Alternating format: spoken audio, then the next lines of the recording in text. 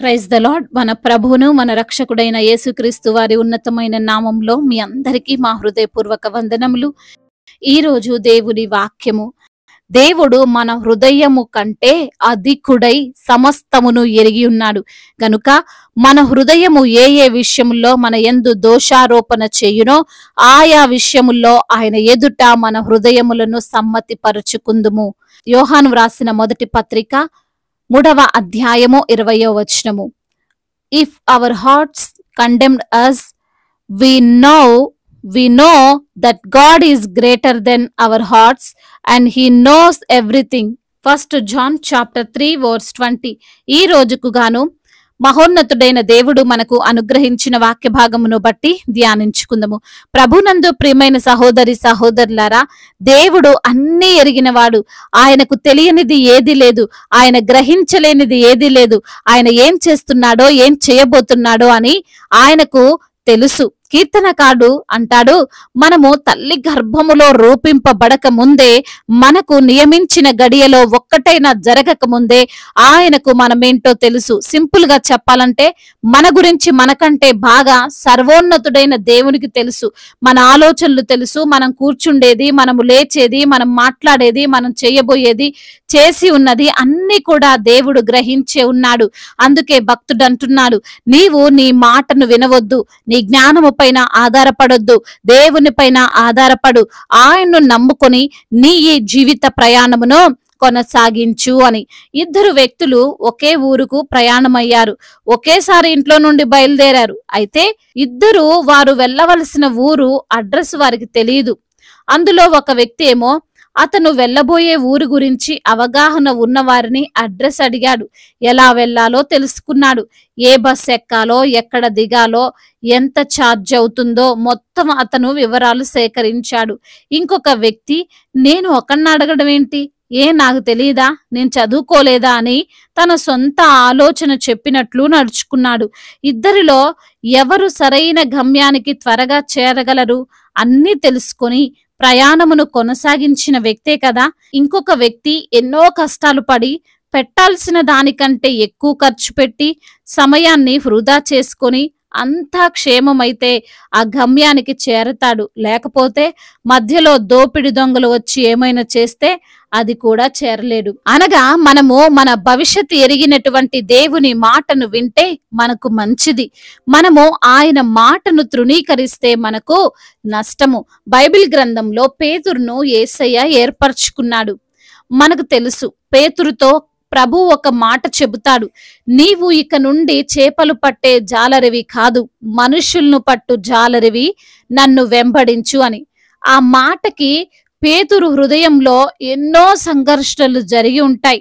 నేను అంత అర్హుడను కాను కదా, నేను చెబితే ఎవరు వింటారు, నేను యేసయ్యతో ఉండేంత పరిశుద్ధుణ్ణి కాదు అని తన హృదయములో తనకు వచ్చినటువంటి ఆలోచనను బట్టి పేతురు ఒక మాట చెబుతాడు, ప్రభువా, నేను పాపిని, నన్ను వదిలివేసి వెళ్ళిపో అని. పేతురు హృదయం ఏం చెబుతుందంటే, నీవు అబద్ధాలాడతావు, నీవు స్థిరమైన మనస్సు లేనివాడివి, నీవు భయం గలవాడవు, ఇవన్నీ రైటే కదా, నీవు ఇక పనికి రావు అంటుంది. వాస్తవానికి అవన్నీ నిజమే. పేతురు స్థిరత్వం లేనివాడు, పేతురు భయం కలవాడు. అందుకే యేసయ్య ఎవరో నాకు తెలియదని 3 సార్లు అబద్ధం ఆడతాడు. పేతురు దుడుకు స్వభావం గలవాడు, మాట అంటే పడ్డు. మరి ఇవన్నీ ప్రభువుకు తెలీదా? యేసయ్య గ్రహించలేదా? ఆయన పేతురును సెలెక్ట్ చేసుకొని ఏదైనా పొరపాటు చేశాడా అంటే ఆయనకు అన్ని తెలుసు కాబట్టే పేతురును సెలెక్ట్ చేసుకున్నాడు. దేవుడు ఎప్పుడు మిస్టేక్ చేయడు కదండి. పేతురు తను ఏంటో ఆ రోజున ఉన్న పరిస్థితిని అంచనా వేసి మాట్లాడాడు. కానీ యేసయ్య తన భవిష్యత్తును ఎరిగినటువంటి దేవుడు గనుక ఫ్యూచర్ లో పేతురు ఎలా వాడబడతాడో, ఒకేసారి 3000 మందికి ఎలా బాప్తిసమిస్తాడో, ఎలా రోగులను స్వస్థపరుస్తాడో, తనకు సాక్షిగా ఎలా నిలవబడతాడో అన్నీ ముందే చూశాడు గనుక పేతురును యేసయ్య సెలెక్ట్ చేసుకున్నాడు. ఈ రోజున ఈ మాట వింటున్న ప్రియమైన సహోదరి సహోదరుడా, అందుకే నీ హృదయము నీ పైన చేస్తున్న ఆరోపణను నీవు పట్టించుకోకు. దేవుడు నీ హృదయము కంటే అధికుడై ఉన్నాడు. ఆయనకు సమస్తము తెలుసు. నీ హృదయము ఈ రోజున నిన్ను దోషిగా, పాపిగాను, బలహీనురాలుగాను చూపిస్తుందేమో, కానీ దేవుడు నిన్ను అంటున్నాడు, నీవొక పరిశుద్ధమైన వ్యక్తివి అని, నీవు జ్ఞానవంతుడివి అని, నీవు బలవంతురాలివని, నీవు ఈ లోకాన్ని జయించగలవు అని ఆయన లేఖనముల ద్వారా చాలా సుస్పష్టంగా చెబుతున్నాడు. ఆయనకు నీ భవిష్యత్తు తెలుసు. నీకు ఇంతవరకు నీ జీవితంలో జరిగిందే తెలుసు. ఆయనకు నిన్ను ఎలా హెచ్చించాలో తెలుసు, కానీ నిన్ను ఎలా నిందించాలో నీకు తెలుసు. కాబట్టి సమస్తము ఎరిగినటువంటి ప్రభువైన యేసయ్యను నమ్ముకొని జీవించు. ఆయన నిన్ను నీవు ఊహించలేని విధంగా అద్భుతంగా మార్చబోతున్నాడు. దేవుడు ఈ మాటలను దీవించి మన హృదయములో ఫలింపచేయునుగాక. వాక్య భాగమును బట్టి ప్రార్థించుకుందాము. ప్రతి ఒక్కరు కూడా ప్రార్థనలో ఏకీభవించగలరు. ప్రార్థన. సర్వశక్తిమంతుడా, సర్వాధికారి అయిన దేవా, కృపగలిగిన తండ్రి, దయాళుడా, దీర్ఘశాంతుడా, మీకు వందనములయ్యా. కోట్లాది కోట్ల స్తుతులు, స్తోత్రములు చెల్లిస్తున్నాము తండ్రి.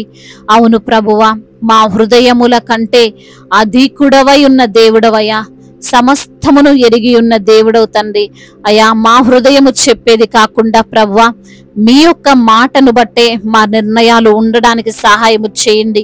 అదే విధంగా నా తండ్రి, మేము కూడా మా హృదయమును బట్టి కాక ప్రభా, మీ యొక్క మాటను బట్టే నడుచుకొని ప్రభా, మీరిచ్చు ఆశీర్వాదములు పొందుకొని అయ్యా, మీ యొక్క రాజ్య సువార్తలో మేము వాడబట్టుకు కృపను అనుగ్రహించండి ప్రభా. అదే విధంగా ఈ రోజున ఎందరైతే బిడ్డలు వాక్యమును విని ప్రార్థనలో ఏకీభవిస్తున్నారో ప్రతి బిడ్డను మీరు పేరు పేరున దీవించండి, ఆశీర్వదించండి, బలపరచండి. మీ కృప, మీ యొక్క కనికర హస్తము ప్రతి బిడ్డ పైన ఉంచమని బ్రతిమిలాడుకుంటున్నాం.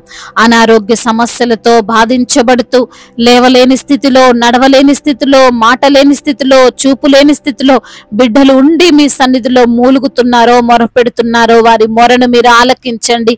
ఐసీలో ఉన్నటువంటి బిడ్డలను సైతము మీరు స్వస్థపరిచి అయా క్షేమంగా గృహమునకు చేరుకొనున్నట్లుగా కృప చూపించండి. వారి పైన ఏలుబడి చేస్తున్న అంధకార దురాత్మ శక్తులు అన్నిటి నుంచి కూడా విడుదల దయచేయండి. మరణము నుండి తప్పించగలిగినటువంటి దేవుడు ప్రతి బిడ్డకు మీరే స్వస్థతను అనుగ్రహించి మీ సన్నిధిలో సాక్షులుగా వారిని నిలవబెట్టండి. ఆర్థిక సమస్యలను కొట్టివేయండి. రుణ భారాలన్నిటి నుండి కూడా విడుదల దయచేయండి. అయా, రుణమును తీసుకునే వారిగా కాకుండా ప్రభా, అయా రుణములు ఇచ్చే బిడ్డలుగా వారిని తండ్రి మీరు నిలవబెట్టుకోండి. అయా, అదే విధంగా చిన్న బిడ్డలందరికీ మీరు తోడుగా ఉండండి. యవన బిడ్డలందరినీ మీ చేతికి అప్పగిస్తున్నాం. యవన వయసులో చెడు వ్యసనాలకు బిడ్డలు బానిసలు కాకుండా అయా మరి తండ్రి గేమ్స్ కి ఎడిక్ట్ అయిపోకుండా, డ్రగ్స్ కి ఎడిక్ట్ అయిపోకుండా ప్రభా, బిడ్డలకు మీ యొక్క జ్ఞానాన్ని ప్రసాదించి ముఖ్యంగా మీ యందు భయభక్తులు కలిగినటువంటి జీవితాన్ని వారికి మీరు ప్రసాదించండి. కుటుంబాలలో ప్రభా శాంతి లేక, సమాధానము లేక, అల్లర్లతో గొడవలతో ఉంటున్న ప్రతి కుటుంబాన్ని తండ్రి మీరు దర్శించండి. ముఖ్యంగా భార్యాభర్తల మధ్య విభేదాలను తొలగించండి. అత్తకోడల మధ్య విభేదాలను తొలగించండి. అదే విధంగా అన్నదమ్ముల మధ్య ఆస్తి తగాదాలు వీటన్నిటి నుండి కూడా విడుదలను దయచేయండి. అయా, బిడ్డల వివాహాల విషయంలో ప్రభా మీ యొక్క చిత్తమును బట్టి మొరపెడుతున్న బిడ్డలకు ప్రభా మీ యొక్క చిత్తములో వారి వివాహము జరుగునట్లుగా కృప చూపించండి. సాటి అయిన సహకారిని వారికి మీరు అనుగ్రహించండి తండ్రి.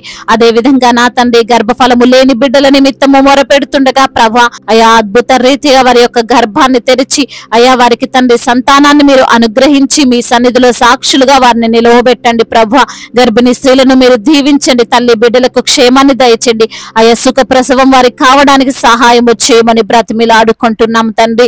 అదే విధంగా ఇప్పుడే పుట్టిన చంటి బిడ్డలందరికీ తండ్రి మంచి ఆరోగ్యాన్ని దయచేయండి. సొంత గృహము లేని బిడ్డలను మీరు జ్ఞాపకం చేసుకొని వారికి సొంత గృహాన్ని దయచేయండి.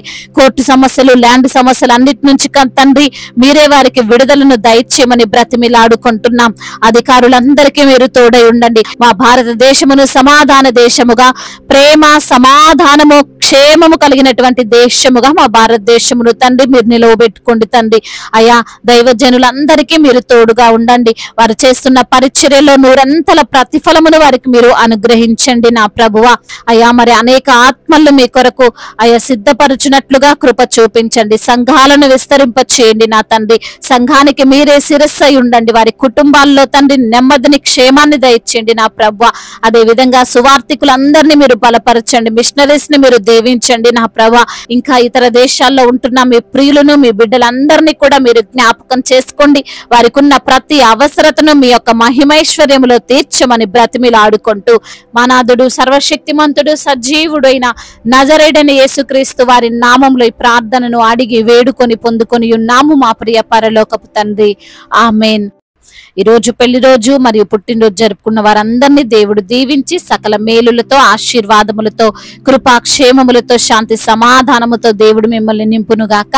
మీ యొక్క ప్రార్థన అవసరతలను మాకు తెలియజేయగలరు. మీ కొరకు మేము తప్పక ప్రార్థిస్తాము.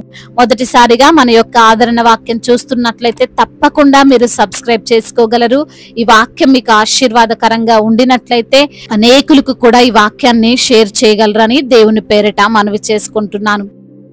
May God bless you all. దేవుడు మిమ్మల్ని దీవించి బహుగా ఫలింప చేయునుగాక.